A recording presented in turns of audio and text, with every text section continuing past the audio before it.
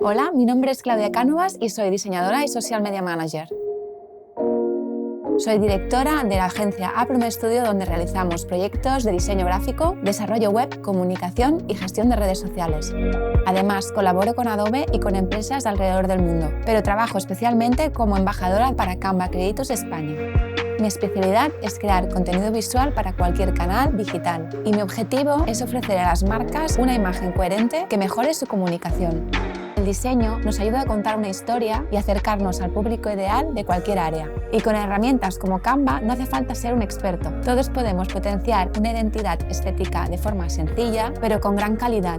Desde portafolios, presentaciones, carteles, vídeos, publicaciones para redes sociales o incluso la maquetación de una página web. Lo puedes hacer todo en una misma plataforma. En este curso de Doméstica aprenderás de 0 a 100 el funcionamiento de Canva para realizar diseños de forma profesional. Como proyecto final darás forma a una guía de estilo y además diseñarás y publicarás una página web. Para iniciar veremos el escritorio de Canva, cómo personalizarlo y crear diferentes documentos. Conoceremos sus herramientas principales de diseño para crear una guía de estilo, cómo traspasar tus propios documentos de Illustrator a Canva y cómo seleccionar y trabajar las tipografías.